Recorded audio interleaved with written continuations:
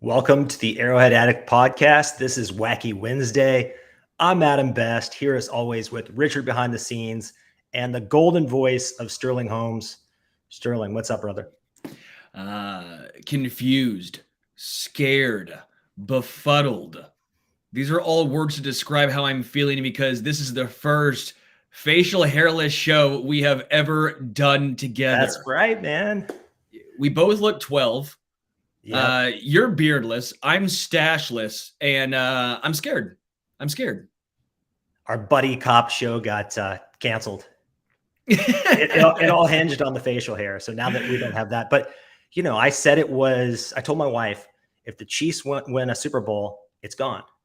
So, well, look at us. Who would have thought? Maybe we're making 23 Jump Street, okay? 21 and 22 are already done. You and I can make 23 with our baby faces. Before we go any further, I want to give a massive shout out to KC Beer Company. KC Beer Co. is the best beer you will have, brewing their beer with only 4 ingredients based on the Bavarian beer purity law of 1516. Again, we say it every week, and I'll say it again.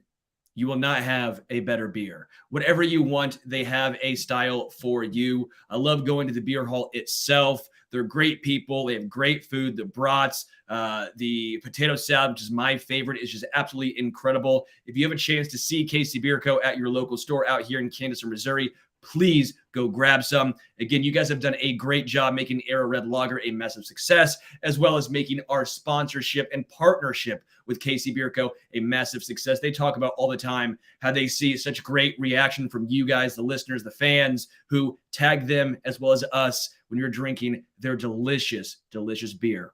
KC Beer Co. Dare to beer different.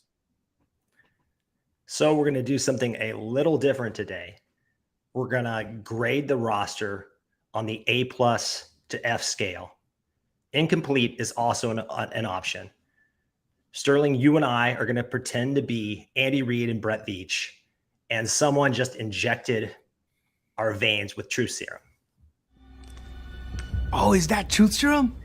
There's no such thing as truth serum. That's just nonsense from TV. Well, what is it then? It's a little concoction that he's been perfecting since his days with the SIS. It makes you suggestible and highly responsive. Well, dude, that's truth serum. No, it's not. No fencing, but they sound like truth serum to me. Right? A little truth serum. Gotta love Ant-Man. So I think this will serve as a good barometer moving on from the 2022 season and looking ahead to the draft, to free agency, and what the Chiefs need to do this offseason. You ready to dig in? Do it, baby. So let's start on offense. We're an offense-oriented team. No offense to the defense, pun intended. We'll start at the quarterback position with Patrick Mahomes. Led the league in most statistical categories. 1 MVP, 1 Super Bowl MVP. We have no choice but to give this an A+++, right? Oh, yeah.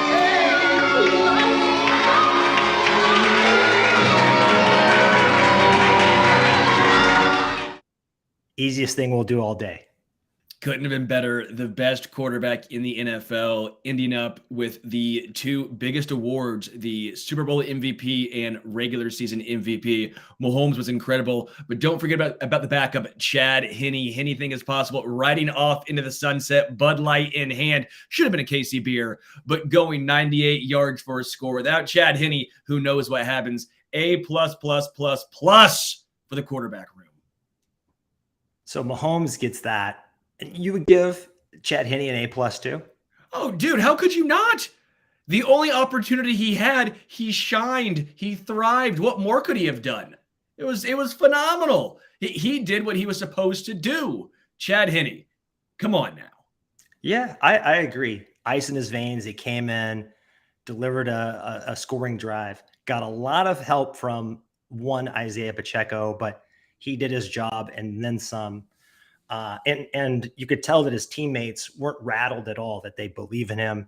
So I'm going to agree with you there. We're not going to give out A+ very easily. Remember, we're on truth serum. We're brutally honest here. So let's move on to the running back room.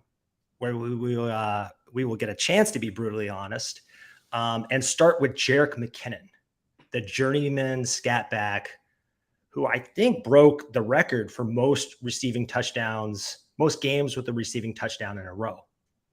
And let's not forget about the work he did in pass protection, where he's an absolute stud. How would you grade McKinnon this year? Let's figure that out. A minus. I mean, I wouldn't go higher, but I don't want to be doing that with all these dudes.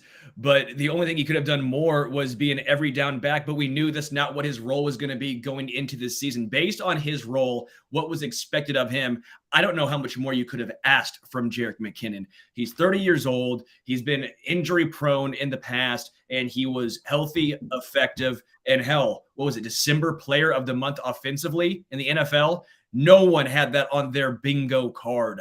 Jerick McKinnon, A minus. Little slow start, maybe little ups and downs if you want to go with the consistency factor here. But when he was high, the team was high. The Chiefs rode high with Jerick McKinnon. They trusted him. Mahomes trusted him. I'll give Jerick McKinnon an A minus for this season. Yeah, and part of that slow start was because of Clyde Edwards-Helaire, the draft capital, everything that's been invested and the high hopes there. And he supplanted him. And not just him, but I'm going to give him a B+. I'm going to be a little more stingy with the A's, but I think when you're looking at a running back with quite the injury history, who's sort of been passed around the league, the expectations were low, and he exceeded them. So I'm going to give him a B+.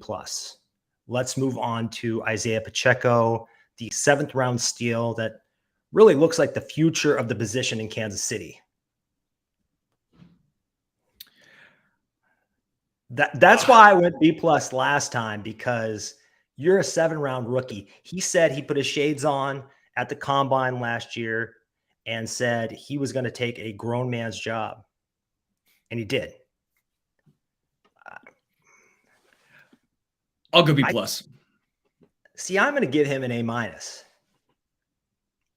I'll give him a B+ strictly for the fact that we know he was great on the ground, 4.9 yards per carry, 7th round rookie. I'm thrilled with the production of Isaiah Pacheco, but there were times when he was, I don't want to say a liability, but he's just young. He's a rookie.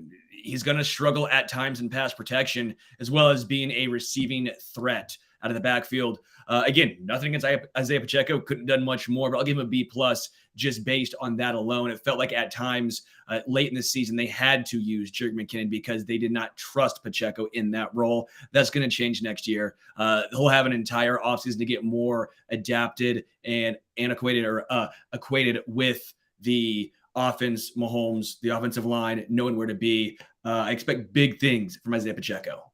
So you're slightly docking him just because his lack of experience shows up in the passing game.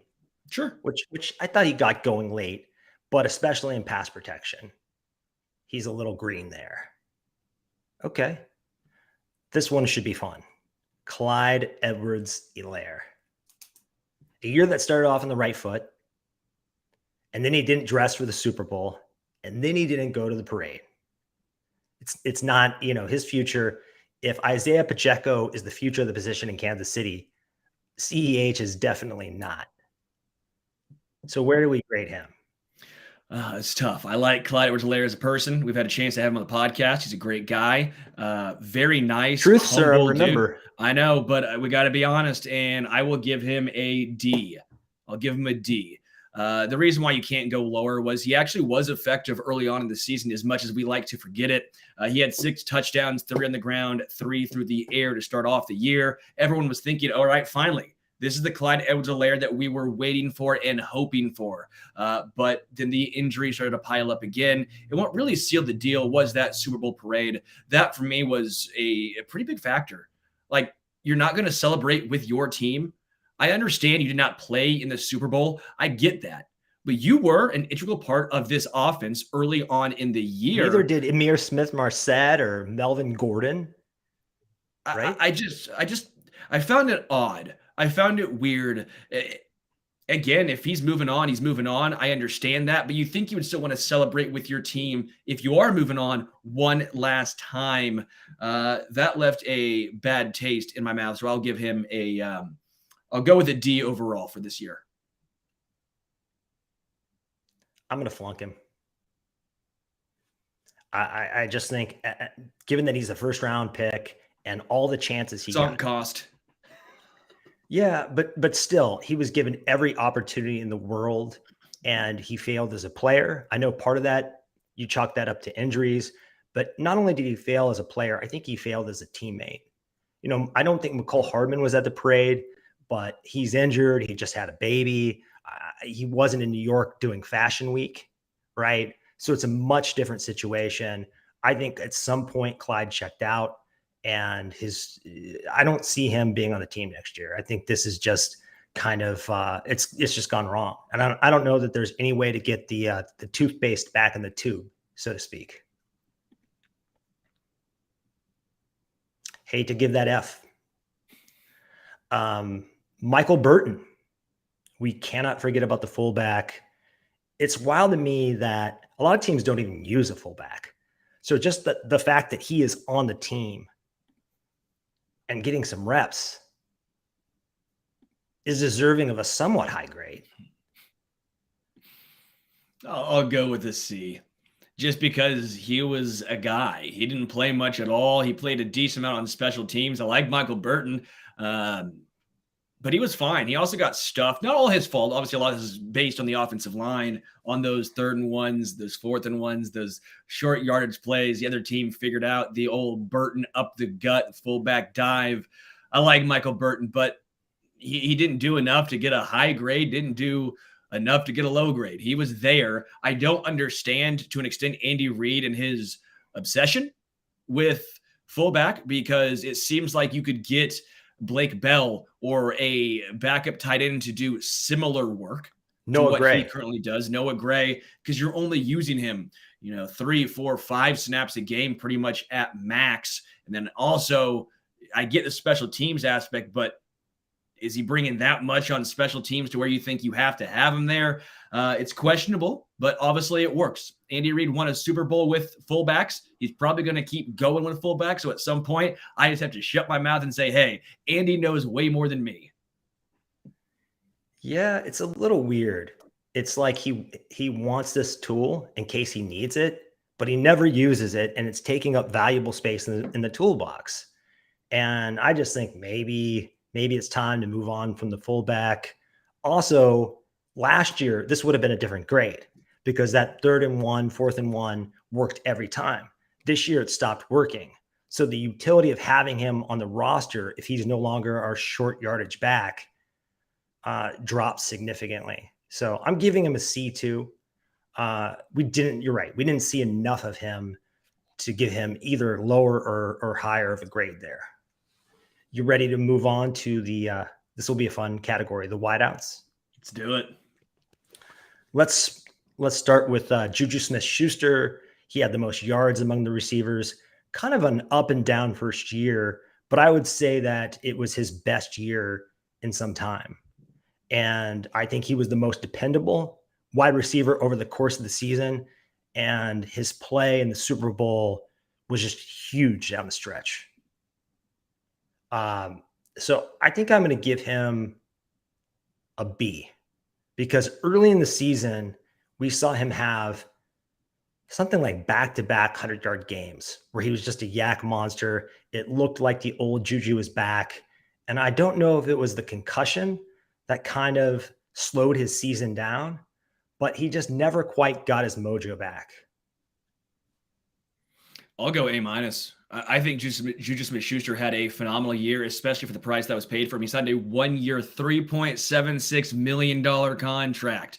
Of course, with incentives, that got up there. I think it was around $10 million. But think of that. 1 year, $3.76 million for having a wide receiver 1 legitimate wide receiver too, but the most consistent wide receiver on Kansas City, finishing the year with 933 yards. He had a connection with Mahomes that it felt like none of the other wide receivers for the most part had. That back shoulder throw. Juju Smith-Schuster earned himself a lot more money than he was paid this year. I have to go with an A- because he outperformed the contract. He was maybe more in line with my expectations of what he was going to do. But that's because I also had very high expectations of Juju in this offense. He was a zone beater. When the Eagles took away Travis Kelce, Juju Smith-Schuster was the guy who could beat the zone. Eagles never got out of zone, so Juju was the dude. Got to give Juju a ton of credit. I will give him an A- for this season. The question is, do you grade him based on his contract? Do you grade him based on what he did in the past? He's a tricky one to assess. Someone mentioned Jesus Perez mentioned his knee.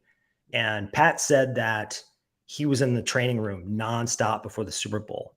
And coming out of the AFC Conference Championship, he could barely walk. And it was sort of a small miracle that he even played. I'm worried about that knee. He's a tough guy. I like that he played through it. We'll have lots of interesting discussions about Juju here in the months to come. Let's move on to Marquez Valdes-Scantling. I'm going to call him the streakiest player on the roster.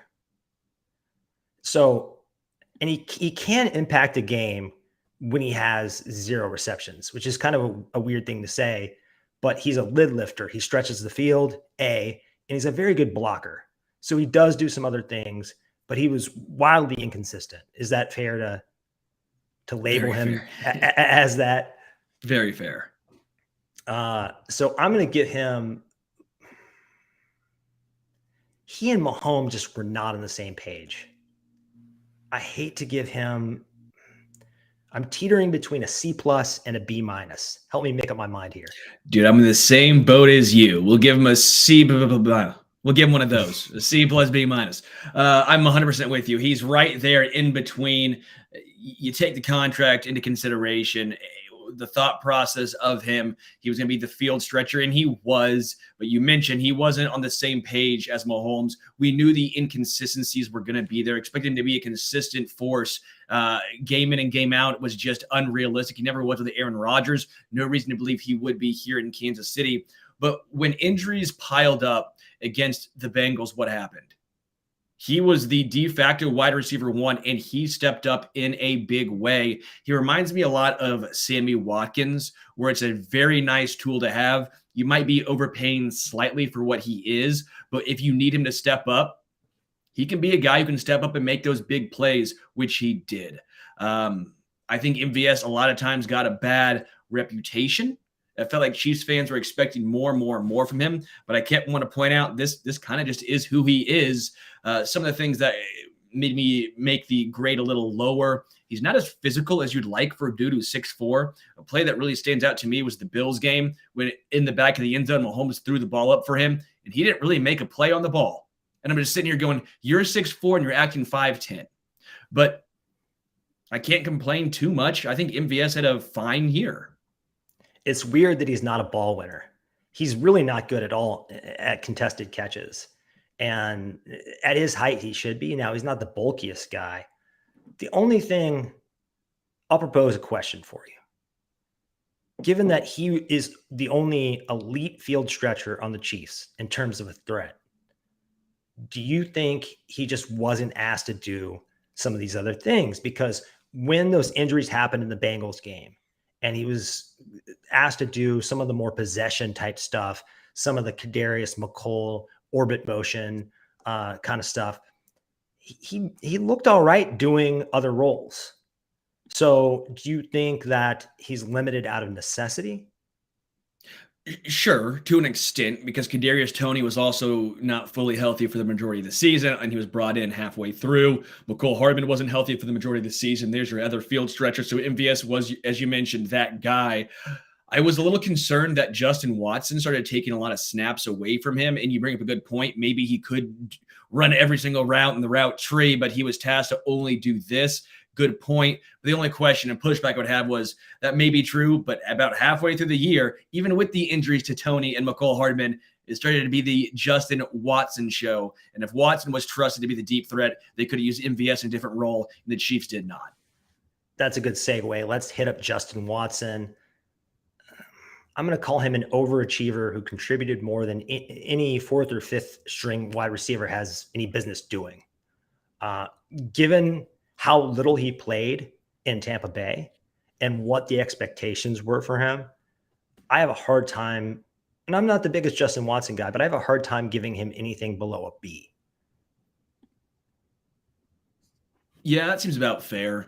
315 yards on this season, 2 touchdowns, only had 15 receptions, but it felt like more.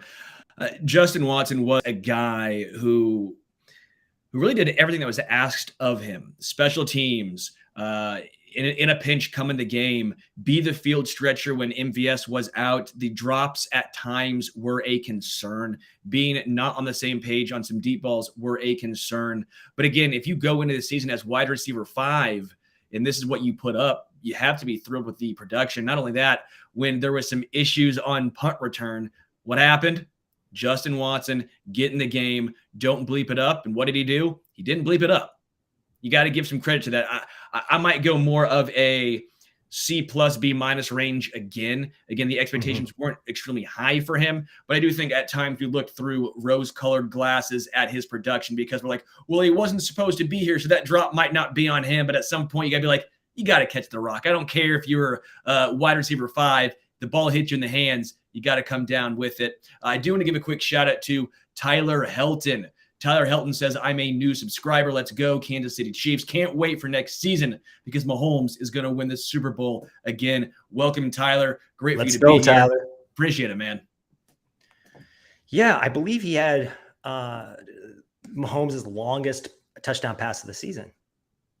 Was that the Raiders game? I'm trying to remember. He also had the long one where he scorched J.C. Jackson, who the Chargers spent like $8 zillion in the offseason on, and looks like a complete bust for them so far. So that was fun.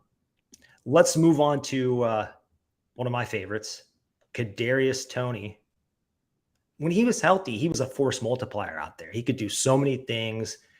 And I'm just going to say it. I do not think the Chiefs win another ring without him. So pretty bold. Longest punt return in Super Bowl history. Huge play, huge game-winning play. I think in terms of expected win percentage, that was like the second biggest play of the game. Just totally reoriented the game. But he got hurt in the Bengals game, the AFC Championship. He was in and out of the lineup. So, as we like to say on the show, ability is the best ability, right? Yeah. Or reliability. Is that what it is? Availability. The best ability is availability. I butchered that. But we have to dock him a little bit on the health front, right? Yeah, you do. And that's why I'll give him a C. I think he could be an A. Ooh. But how many games did he play in? Part of it's not his fault as far as some of the snap count shared when he was healthy, but you could tell the injuries were affecting him. If you can't be out there, the talent's great, but if you're playing 6 snaps a game when you are healthy, that's an issue. I love Kadarius Toney. He's a game changer. He had some of the best connection with Mahomes on the deep ball of maybe anyone on this roster. We saw him go up and get the rock, unlike MVS at times. But and if you can't, gloves. But if you can't stay healthy, it gives me a lot of cause to pause. He didn't play enough for me to give him an A. Obviously, the Super Bowl play was outstanding, but we're not looking at this from a 1-play, 2-play type of situation. This is a season-long grade. With that being the case, the injuries swayed me so much. I think I'll give him a C, although I do think he has A to A+ potential. Yeah. He was great in the divisional round as well. People forget that, but I think he was like the second leading receiver. He got something like 7 targets that game. And he flashed at other moments. He had another good game against the Jags earlier in the year, had one of the best plays of the year, broke somebody's ankles against the Raiders. I can't give him any lower than a B. Maybe I'm just blinded. He's an Alabama guy, so maybe I'm just blinded by my love for the player. But I'm going to skew heavily towards, did you show up in the playoffs throughout my grading here? Like, and I'm probably going to dock people the least if they struggled earlier in the season. Is that the right kind of thought process, you think, as we go through this? That's completely fair. I will not disagree or argue there. Again, the only reason is keeping me from going higher is the injuries. That's the only reason. But we agree on the potential. Yeah, 100%. Yeah. Rick Burkholder, this is your number, and your staff, this is your number one job. Whatever New York did to him, because he wasn't like this in Florida. He went 20th overall. If he was this big of an... Oh, thank you, Clint. Yeah. Babyface best. Yeah, I think this hamstring thing, I don't know. So remember Sammy Watkins in Buffalo, he was just a terror, and then his body fell apart and he got depressed, and the team wasn't really looking out for his best interests, and he kind of wrecked his body, and they didn't get him out of there in time. Now, I think something similar happened with Kadarius Toney, where that organization just lost Kadarius Toney. And I think the injuries were possibly a byproduct of that, because he was healthier in Kansas City. And they did instantly reach him, that locker room, that coaching staff. So I think we could even give him an incomplete if we want. Sure, I'd probably go incomplete more so with Kadarius Toney the same way I'm going to give an incomplete to Sky Moore. It's not Sky Moore's fault. He didn't get a chance to really show what he could do. If you want to give him a poor grade because of special teams, you can. I'm not going to, because I don't think that was all his fault. Sky Moore, when he was on the field as a wide receiver, made some really nice plays, and he was drafted to be a wide receiver. He wasn't drafted to be a punt returner. They put him in a spot that he clearly was not comfortable, but when the game was on the line and he needed to have a big punt return, he stepped up. I just need to see more from Sky Moore. So if we're going to go incomplete, which I think is probably a better one than my C for Toney, I'll grant you that. I'll probably go incomplete for Sky Moore. But again, I think he gets a lot of work this upcoming season. Yeah, and part of that is due to Andy's reluctance to play both these guys a full complement of snaps. But you love to hear what he said at the Combine, which is he expects both of them to have huge roles next year. They're very talented guys. So hopefully we can give both those guys passing grades next year and high passing grades. It's good to see Sky Moore head into the offseason with some confidence between that punt return and the touchdown on we have corn dog. What was that? Accidental corn dog? I don't know what we call that other play that was like similar, but the wrong version of the formation. But let's move on to someone who I don't expect to be here next year, and that's McCole Hardman. Started off scorching hot as a red zone weapon, was having his best year, and then the mysterious kind of core injury hit and just robbed his season. And he admirably tried to come back in the playoffs and gut it out, and he just wasn't himself. So he's going to be another hard guy to grade. Yeah, I'll go C-. The early season success obviously factors into this, but if you can't be healthy, again, not always his fault. I don't know if they even knew exactly what the injury was. They were very kept everything close to the chest when it came to McCole Hardman. Took some figuring out, and then we figured out it was the core injury. He had surgery. He tried coming back in the playoffs, got hit again, the same spot, went down. I feel horrible for McCole Hardman. Dude wanted to be out there. He was trying his damnedest. And you feel bad, too, because that probably cost him a lot of money. This was I don't want to say make or break season for him, but this was his chance to really get paid. The injury probably loses him multi-million dollars. I mean, that's not fun for anyone. You never root for that. So I feel bad for McCole Hardman, but I'll give him a C- just based on the injury alone. He didn't play enough. Yeah, I'll agree with you. I can't give him any lower than that just because he showed a lot of heart coming back, and he was very valuable early on in the season. but you just can't give him higher than that. And I agree. It was a contract year for him, and he didn't deliver. So, and I know injuries aren't always the player's fault, but he's a really slight guy. And I think other franchises are going to wonder, can this guy hold up long-term in the NFL? Yeah. That wraps up wide receiver. Let's move on to tight end. Travis Kelce is going to be another easy grade. Best in the league every year. Rinse, repeat, right? Easy A+ for me. Yeah, A++, dude. Whatever you want to give him in the A pluses, you can tack on as many pluses as you want, and I'll agree. We have 3 of those guys who you almost just have to invent a new grade for, and that we don't really need to talk about. So let's move on to Noah Gray. I thought he showed marked improvement as both a receiver, a receiving option, and a blocker, and his playing time reflected that.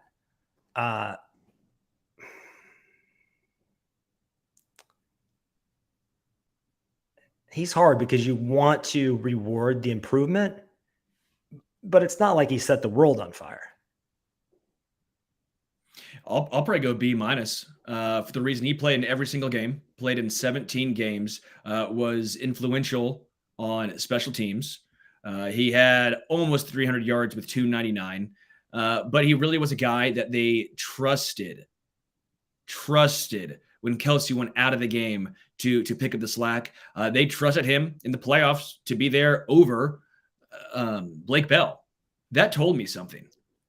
Against teams who had elite pass rushers, they said, all right, we trust him enough that we're going to keep him on the roster over Blake Bell. That told me all I needed to know. So for that reason, that's why I'm giving him that grade. That's the way I was leaning too. And he sort of relegated Michael Burton to some extent. And another reason I'd give him this good of a grade, and I think we have to consider this for Fortson as well, the Chiefs were devastatingly good out of 12 and 13 personnel. That extended to the Super Bowl. Just teams could not stop. It wasn't just their running either. It was their passing attack, because what would happen would be, oh, the Chiefs are loading up, going jumbo, going 13. We've got to change what we're doing on defense. And then the Chiefs just pass all over these bigger lineups. And he was a huge part of that success. So that's a good transition to Jody Fortson, who I didn't think had as good of a season as Noah Gray. And part of that was he wasn't as healthy. But I don't think he does as much as Noah Gray does. Now, he's good on special teams. Had a great block in the Super Bowl on that punt return. Never forget that. But I'm leaning towards maybe a C+ for him. Love seeing him stick around and make the roster. Had a few impactful plays early in the season, and then he just kind of faded. Yeah, I'll go more with the C. The injuries, that obviously is a factor. I hate it for Jody Fortson because you can't necessarily always control injuries, but it's starting to become an issue with Jody. We thought he'd be more of a red zone threat. I thought he was going to be used there more. Not all his fault, but maybe that does say a little something about what the Chiefs' offense views him as. He made a couple of phenomenal catches. That one where Mahomes just threw you couldn't even see the ball. I don't know how he caught the ball. I don't know how Mahomes threw the ball there, but that was one of the most incredible catches you will ever witness. I like Jody Fortson a lot. He probably is still going to be on this roster next year. I think they still use him in a similar way. He's just not going to be a guy that gets a lot of opportunity. I think Noah Gray has firmly taken over as a legitimate tight end 2, while Jody's sliding back in as a tight end 3 and more of a specialty guy. All right, let's finish up with Blake Bell. I agree with you on all those points. So Blake Bell, between injuries and these other guys emerging, he had a down year and really didn't have much of an impact at all. You noted earlier that he didn't dress in these big games. I got to give him a D. And I have to say at this point, it's like, will he even make the roster next year? I don't think he does make the roster next year. I'll agree with you with the D. He played in 3 games in the regular season. And then you mentioned the playoffs like we were talking about. He was a healthy scratch. I like Blake Bell. He had a role, but it seems like that role has now been filled. You can't have 4 tight ends and a fullback, especially when Blake Bell is your blocking tight end, with the emergence of Noah Gray as a blocker, as well as Jody Fortson to an extent. Blake Bell, he was the stopgap. He did a great job as a stopgap. But as Steve Cashman says in the chat, Bell's gone. I think you're right. Blake Bell, I believe, is gone. He's going to go somewhere else and run the option for them. I will never forget that Belldozer. I have nightmares about that Belldozer option on, what was it, third and 2 in the playoffs against Buffalo. And they're running a speed option with Blake Bell. Offensive line. This is maybe the part of the conversation that I'm looking forward to the most. And maybe this is the player that I think will be the most fun to discuss today. And that's Orlando Brown Jr. So he starts the season really dicey out of the gate. But then he starts to play well, maybe midway through. And in the playoffs, I thought he was lights out. Was part of that big performance. I think the strength of that Philadelphia defense is that defensive line. They're great on the edge with Brandon Graham and Hassan Reddick. He earned himself some money in the playoffs. I'm going to give him, you have to dock him a little bit for that start. So I'm going to give him a B-. And giving him that grade, I think a lot of Chiefs fans might scratch their head. But when you look around the league and you see the state of tackle play, left tackle play for a lot of teams that just have to suffer through subpar tackle play and their quarterbacks just get the shit kicked out of them because of it, that's not really happening in Kansas City. Now, part of that is Pat, but Orlando Brown, I think, stepped up when we needed him to. I'll go and say a B. I think a lot of it was clouded by the early season judgment of Orlando Brown Jr. He also had a horrendous game against the Bengals early on, the game when Joe Thuney was out. But I do think he stepped up in the playoffs. The one half of football you can dock him for in the playoffs was the Jacksonville Jaguars game. That first half was brutal. But after that, he really stepped up. Orlando Brown Jr., if there was not all the talk about the contract, I think Chiefs fans would probably view him through a different lens. Obviously, that happened, but I think Joe Thuney exceeded my expectations. If you look at PFF, I don't think PFF is the end-all, be-all by any means. We know here in Kansas City, we're not the biggest fans of how PFF grades a lot of times, especially in regards to quarterback, but they do a pretty good job elsewhere outside of QB, and they had Orlando Brown Jr. ranked fairly high. And if you want to do a contract from this year, looking at over the cap, he was the 10th highest paid left tackle in football. I think he played better than number 10 left tackle in football. By the end of the year, I would probably slot him in 6 to 7 to 8. And I did not think he was going to be that guy. He was that guy. So the improvement, all things considered, I'll give Orlando Brown Jr. a B for this season. And we're so focused on the pass blocking because we think of him as the blind side protector for Patrick Mahomes. He's the highest paid. Well, he wasn't the highest paid offensive lineman. That would have been Thuney, but he will be the highest paid. We can't forget about what he does in the run game. He was very, very good in the Super Bowl, just mauling people. And I think that's one of his strong points. Andrew Wiley. So he had an even worse start, gave up a ton of pressures, but then I think he found his groove. And you have to remember, if Andrew Wiley is the weak link on your offensive line, that's pretty good compared to most of the league. He's a right tackle. He's our 5th best offensive lineman. C+ maybe, just because he had, especially considering he had the game of his life against Hassan Reddick. Dude, I would go easy B, maybe B+ for Andrew Wiley, and here's why. I know folks are going to be yelling at me saying, why, the pressure. Well, the reason why the pressure numbers were so high was because the Chiefs dropped back and passed more than any other team in the NFL. You have to look at the pressure percentages. Also with Andrew Wiley, guess what he was paid? $2.5 million. 1 year, $2.5 million. That might be the best bargain in the entire NFL. What happens if Andrew Wiley did not play last year? What happens if he was a disaster? Do you think they trust Lucas Niang? Do you think they trust Kennard? Obviously, they don't. Andrew Wiley was not supposed to be the starter going into this year, but by necessity, he was. And yeah, you're right. He started off slow, and at times he got beat. But no one expected Andrew Wiley to be an absolute workhorse at right tackle. No one expected him to be a superstar. No one was saying, oh, yeah, all-pro Andrew Wiley. I get it. But Andrew Wiley really had a nice year, and he caught the ire of a lot of Chiefs fans. And for some reason, they expected him to be the best RT in football. He's going to get paid somewhere. He's going to get paid $7+ million a year guaranteed. I would take that to the bank. He's not going to be here in Kansas City. He's not Whoa. You think there's no chance? I would be very, very surprised. Wow. I don't think the Chiefs paid that Andrew Wiley that much money. I think the Chiefs will get outbid. And for Andrew Wiley, I would love to have him here in Kansas City, especially because of the versatility he presents here. But some team's going to pay him a lot. And for his own best interests, he's not made a lot of money here in Kansas City. He just has not. He's going to probably take that one large contract or decent contract. Cam Irving, for example, signed a 2-year, $10 million contract. We know what Cam Irving was here in Kansas City. He got that. Wiley's getting well over that to start on a team. Andrew Wiley, man, hats off to you for stepping up. Everyone ripped on him all season long, and I thought that was pretty crazy in my mind.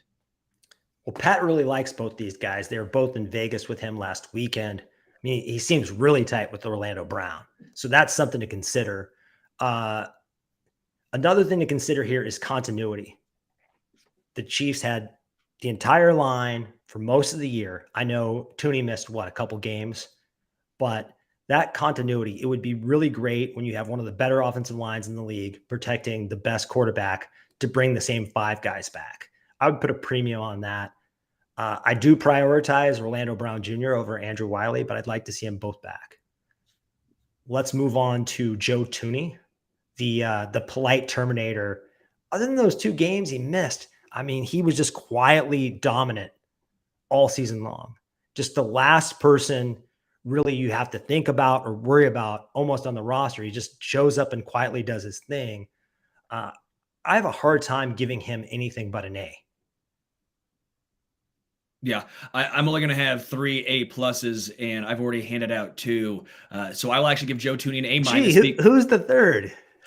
I'll give him an A- because of the missed time. That's it. That's the only reason why. Okay. We saw what happened, and he played through a broken hand for a game. Like, dude, offensive linemen are psychopaths, right? NFL players, they're already next level crazy, and then you get to offensive linemen, dudes who play through broken hands. Lane Johnson played through like a torn groin. I mean, these guys are just unreal. Joe Tooney obviously was instrumental on this offensive line, and we saw what happened to Orlando Brown Jr. when he was out. It was noticeable. So I'll give him an A- only because of the missed time.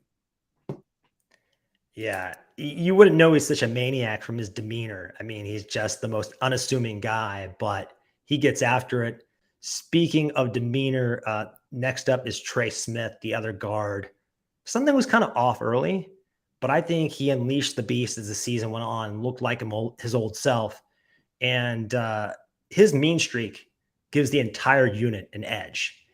He's kind of helped them forge an identity. And I want to keep that under consideration here. I'm going to give Trey a B+. Agreed, man. B+ was perfect. It all stems from his performance as this season went on. Early on, we were all sitting here wondering what is wrong with Trey Smith. You know, there were always these injury rumblings coming out. Eventually, the bye week happened. After the bye, he was nails. He was back to the same Trey Smith that we always expected from at least the previous season. You're right. He was a dominating factor on the offensive line, especially in the run game. Trey Smith was serving pancakes left and right. As Trish says, Trey Smith, the king of pancakes. I think B+ is perfect for Trey Smith.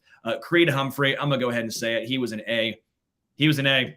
Him, Jason Kelsey, the 2 best centers in the NFL. I wanted to give him an A+, but I only wanted to give up 3 A+. Or I gave up 2 to Kelsey and Mahomes. I wanted to keep those 3.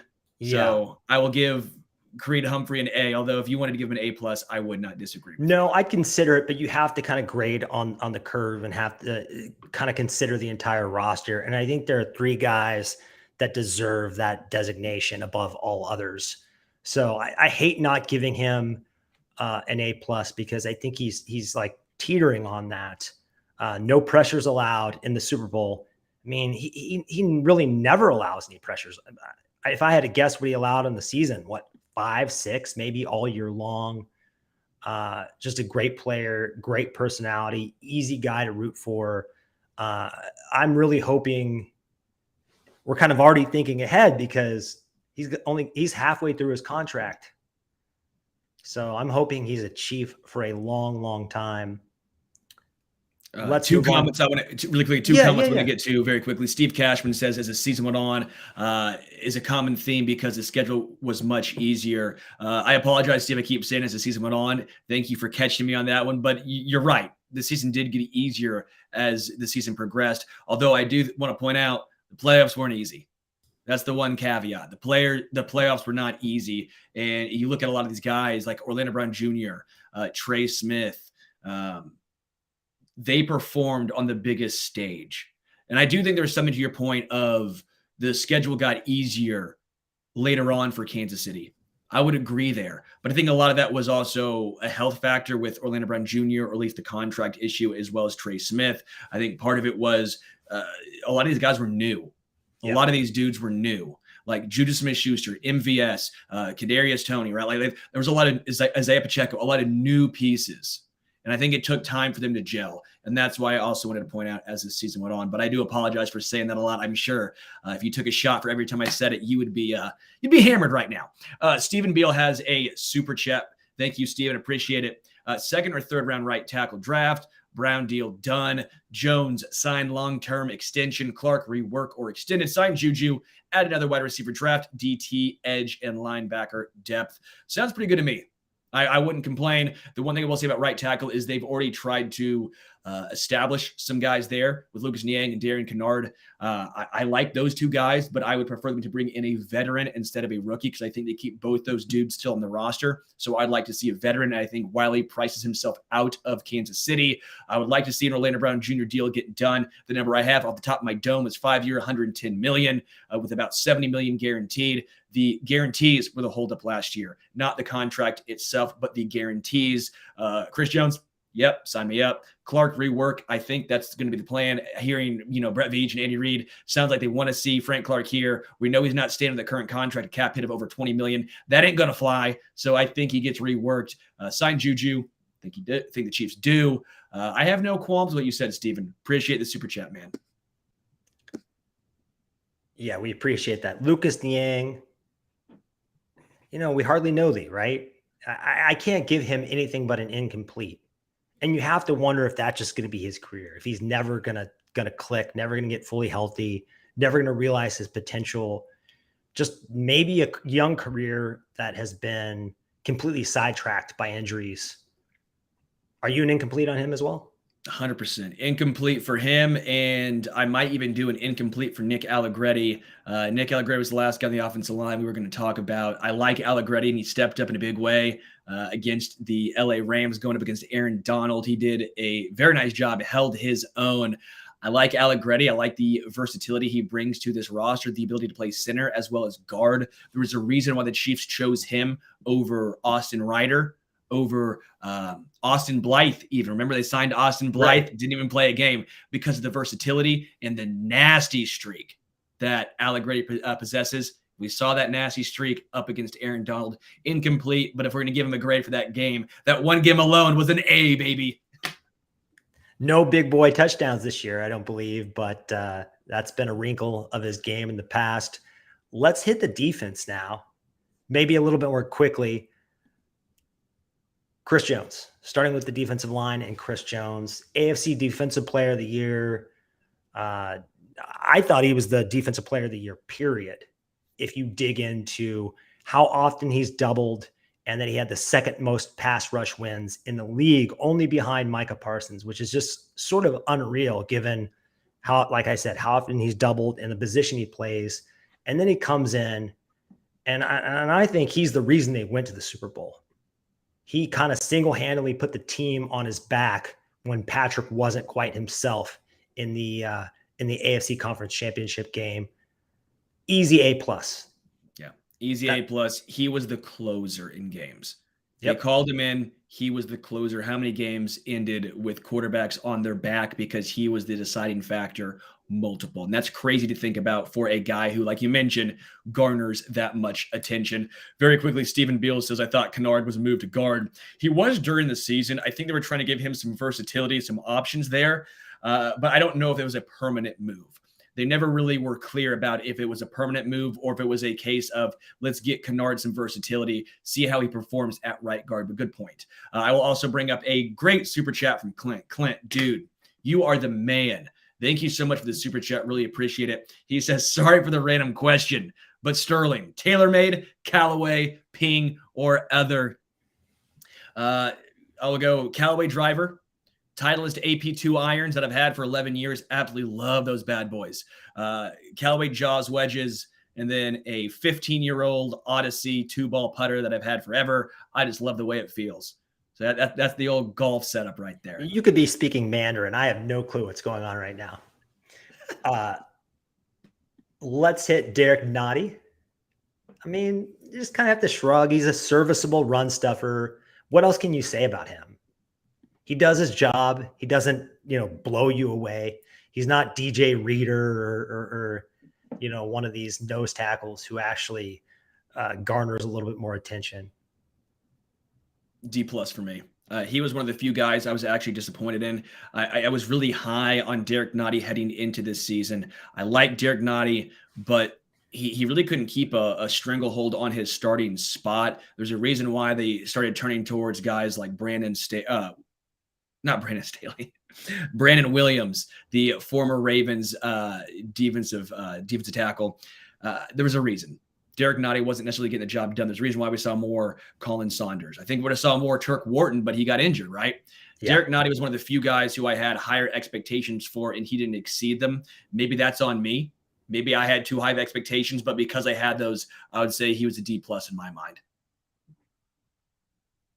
I can't disagree. I thought it was a down year for him.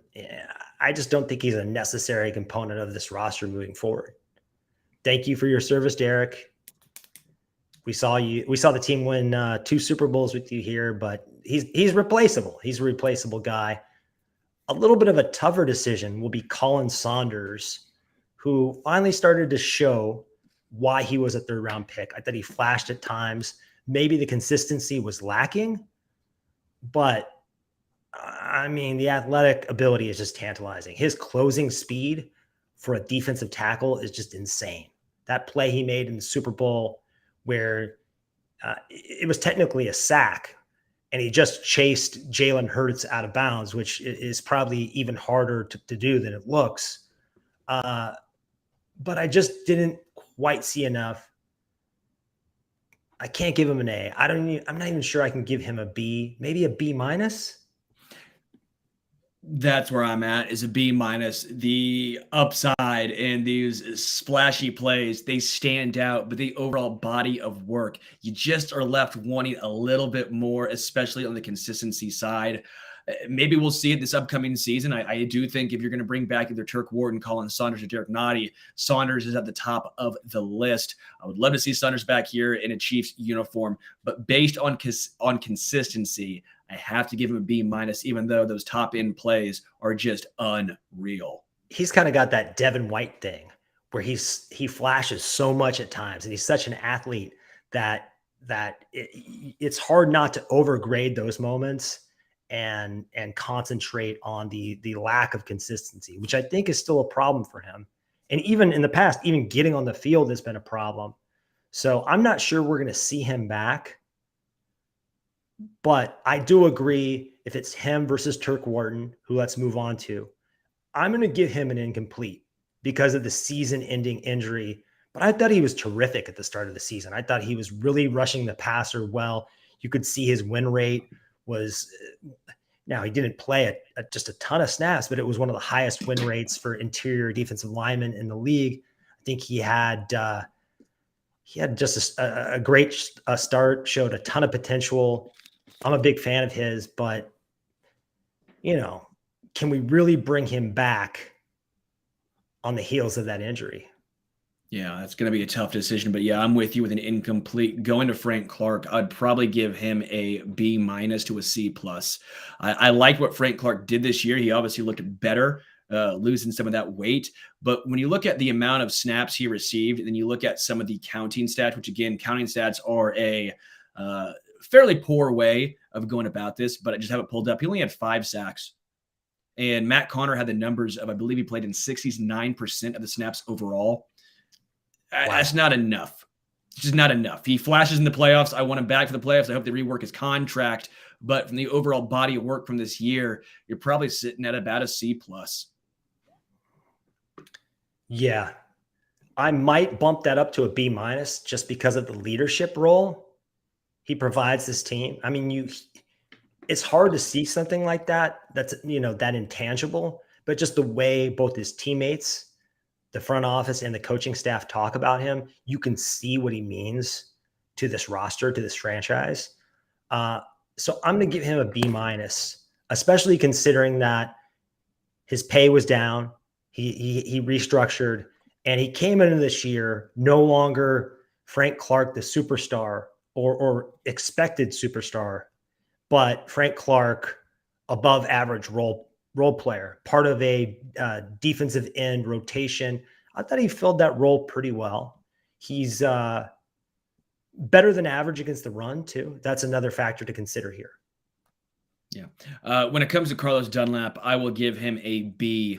Didn't play a ton, but the snaps he played in, he was a factor. 4 sacks, but he was so good batting the ball down. I think George Karlaftis learned a lot from Carlos Dunlap.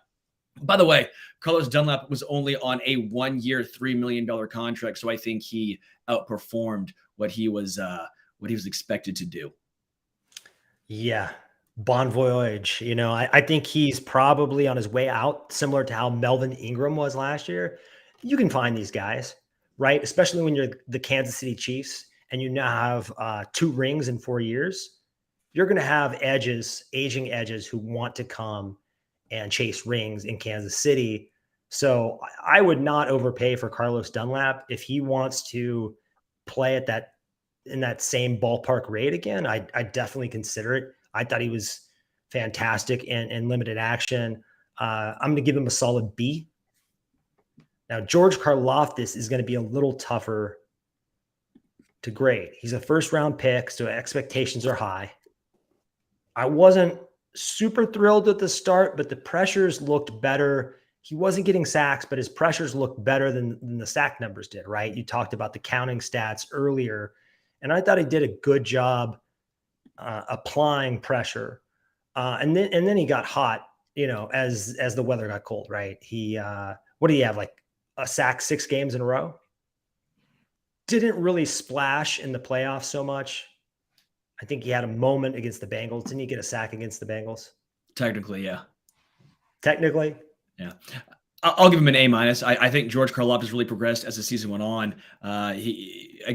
Sorry about that, as the season went on. I know I caught myself, but he did, which is to be expected of a rookie, especially at edge. If you saw other guys like Aiden Hutchinson, like Kayvon Thibodeau, other highly touted, highly drafted defensive edges, they struggled early on and then performed well. Karlaftis was no different. And by the way, what makes him an A- for me, they needed him to start game 1, week 1, and he was able to. Think how thin the Chiefs would be at edge without Karlaftis. He was a major factor. He played like a veteran. You got to give him a ton of credit. And again, like Dunlap with the batted balls, George Karlaftis had a lot of batted balls as well. Also, again, shout out to Steven for the super chat. He said BJ is probably the 3rd best DN, and he can drop to us. If you're talking about the guy, the edge rusher from LSU. Ojulari? Ojulari. Gosh, I butchered that last name. That's so difficult. But yes, if he fell to Kansas City, I would be very intrigued. The other reason I'm going to give him an A- too, and it's because if you look at Trayvon Walker in Jacksonville, if you look at Jermaine Johnson for the Jets, Karlaftis outplayed these guys. He didn't outplay Thibodeau. He didn't outplay Aiden Hutchinson. Those guys are budding superstars.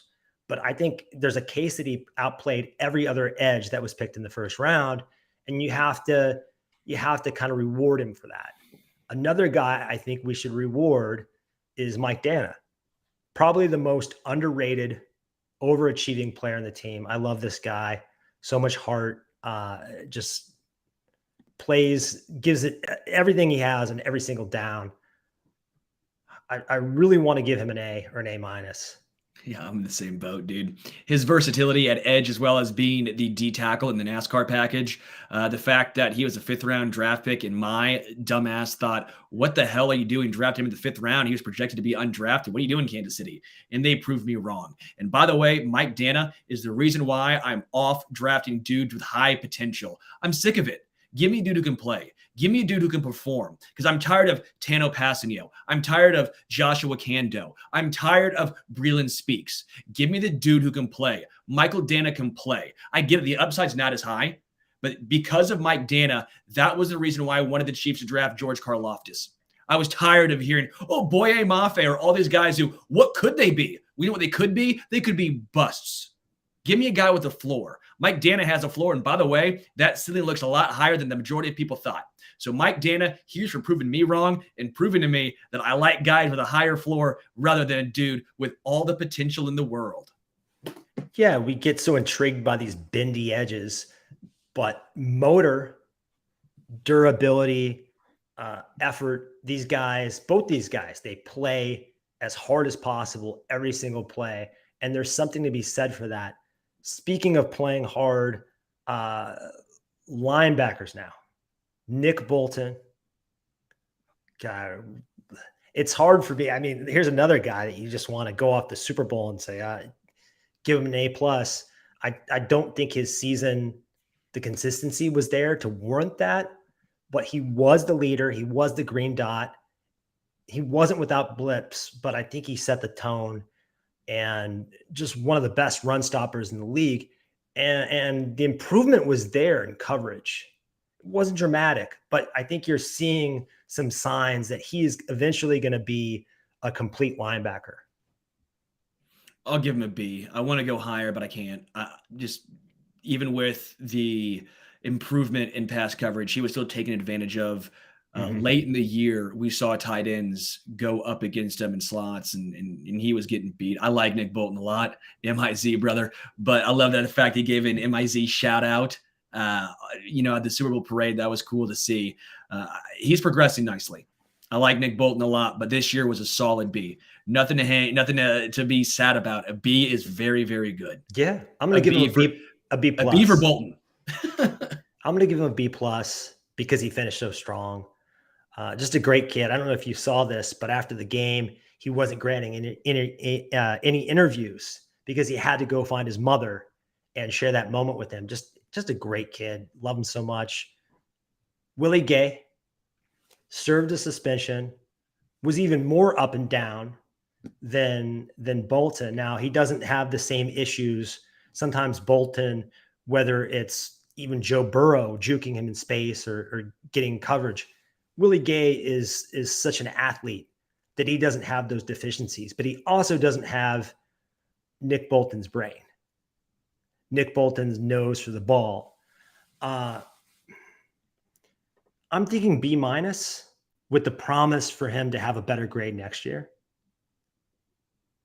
Yeah, I would actually give Willie Gay Jr. a C-. He was one of the few guys, like I mentioned with Derek Nottie, I had higher hopes for and didn't live up to what I was hoping he was going to become. Willie Gay Jr., I thought at times he looked like a legitimate top-of-the-line linebacker, but at times he looked like he can't be out there on the field. I know folks were clamoring for him to be out there on third down because of the athleticism, but he looked lost. He did. I think the offseason is going to help him. He missed 4 games this year, which for a guy who's missed a lot of games already in his NFL career, as well as in college, that's not ideal. But again, he's one of those guys who I mentioned earlier that the potential is there, but at some point I need to see more. I need to see more consistency from him. I like Willie Gay Jr. a lot, not giving up on him. I think he's going to be a starter for a long time alongside Nick Bolton here. I think they have their linebackers figured out, but this year I have to give him a C- just because I was expecting more from him. I will give an incomplete to Darius Harris and Leo Chanel. I will give a B- to Leo Chanel. I think did a nice job at times. Again, he flashed. I'm giving him a B- because he looked lost at times as well, which is not to be not to be surprising considering he was a rookie. I would like to see him grow more, especially in pass coverage. The reason why I gave him a B- and Willie Gay Jr. a C- is Willie Gay Jr. has been in the league long enough now. I thought he'd have those progressions. Leo Chanel has not had the opportunity yet. Yeah. I think my truth serum is wearing off or something, because you're being a lot more harsher on this linebacker room than I am. Perhaps correctly so. I'm going to dock Willie Gay and give him a C+ because of his, that suspension was his fault, right? So the way you conduct yourself is part of the equation. And I do think Leo acclimated pretty quickly. He was sort of a disaster in times in the open field and in coverage, but he actually did okay on Dallas Goedert. If you remember that play where he got mossed, it's just like, what are you going to do? He was right on him with his hand up, and that's just a star player making a play. Darius Harris, he's just a body. I'll give him a D. I'm not going to give him an incomplete because he, at his age, it's not like he's going to get any better. Just a guy. So let's move on to the secondary and start with cornerbacks. L'Jarius Sneed, one of my favorite players.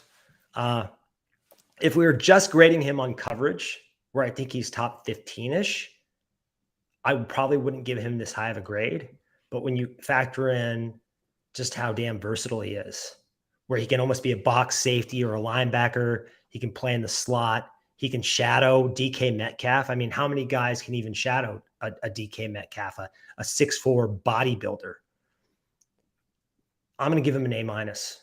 I just think he is so crucial to this roster, to what Steve Spagnuolo can do out there from a scheme perspective.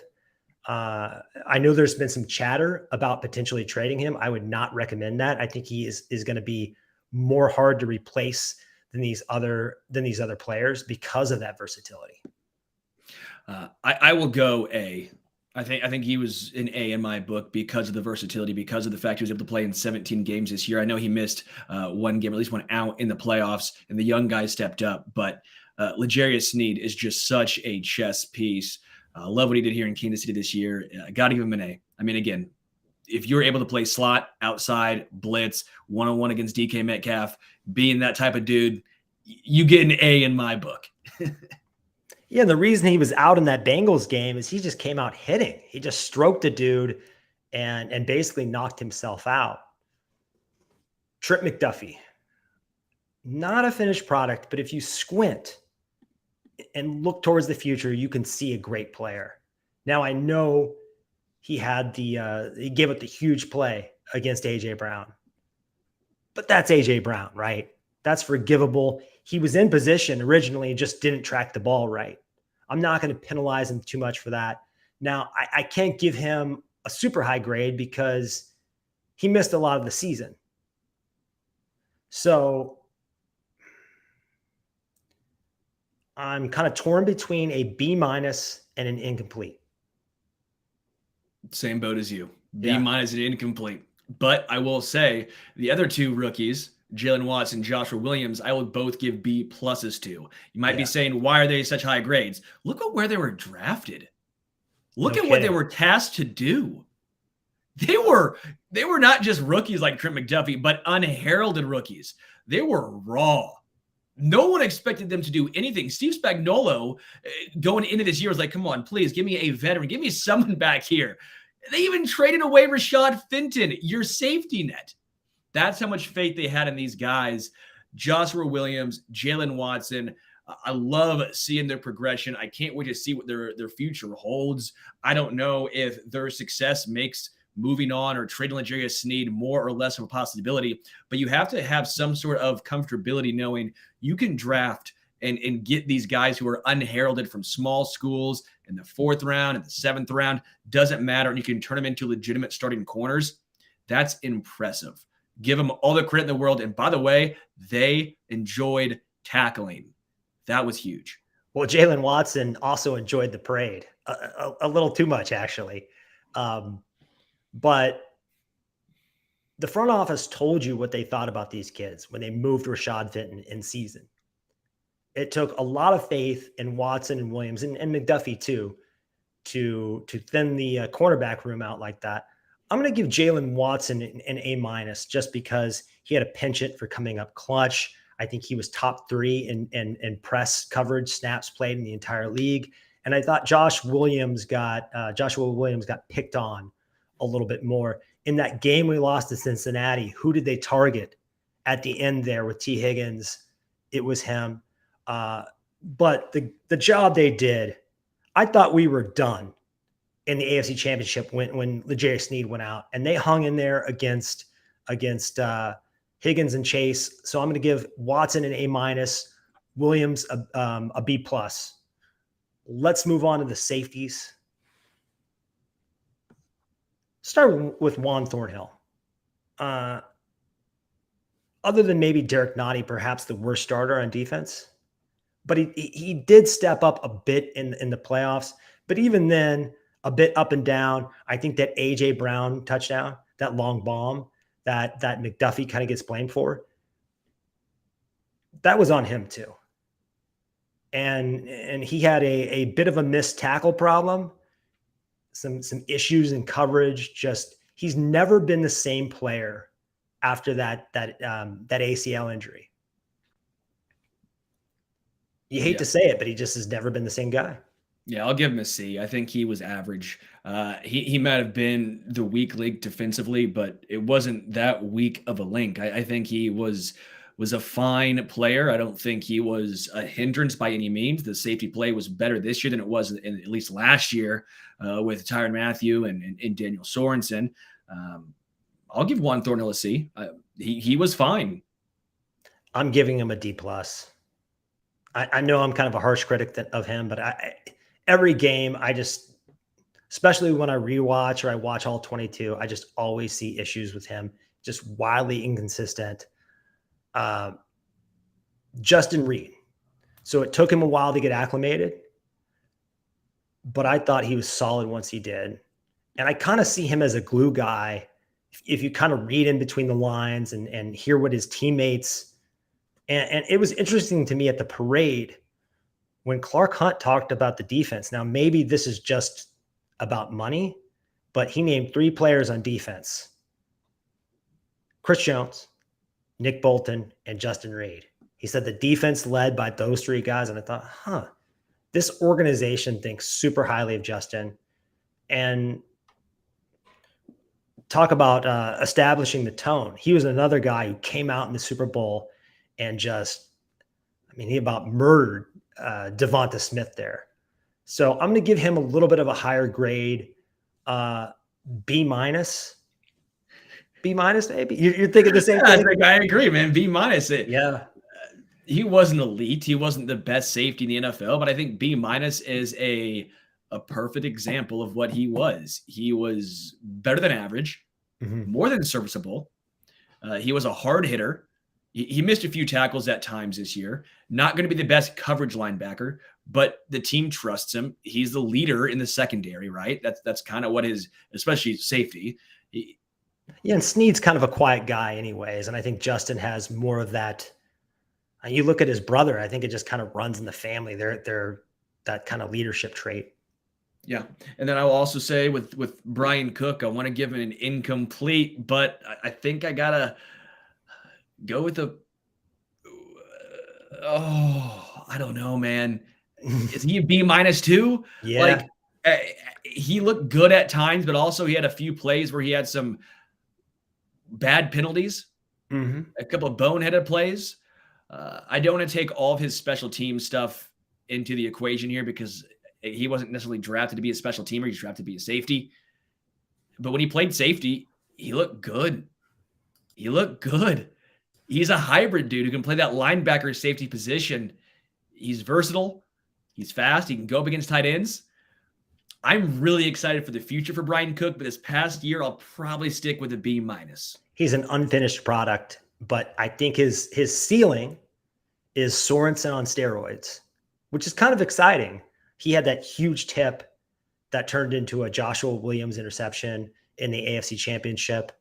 I'm with you, man. I can't give that kid. I thought in the limited playing time he had, similar to Leo Chanel, I just don't think he got on the field enough to really develop the way we would have liked to see him develop. But Juan Thornhill exits. Brian Cook's going to get his chance next year. So let's hope that this B- turns into a B+, maybe. Yeah. Maybe an A- if we get really lucky. Smart kid, really brings the wood. I think he's going to be a fan favorite. Yeah. Very quickly, want to give a little programming note. If you guys want to do us a favor and you guys like to bet, you can do us a huge favor if you go to Caesars, use promo code ARROWFULL, Arrow FULL, and on your first bet on Caesars, get up to $1,250. Minimum $10 wager required. Must register with eligible promo code, which again is ARROWFULL. New customers only, 21 plus and present in Kansas. Gambling problem? Call or text 1-800-522-4700 Kansas. See full terms at Caesars.com/sportsbook and casino or in the description below. Before we take you guys out, we have another news segment for you, and this is Way Back Wednesday. This is going to be fun. So this is a clip of Bernard Pollard from back in the day on Hard Knocks. How do you even describe this? He's like a jacked up safety, basically doing stripper dances. Check this out.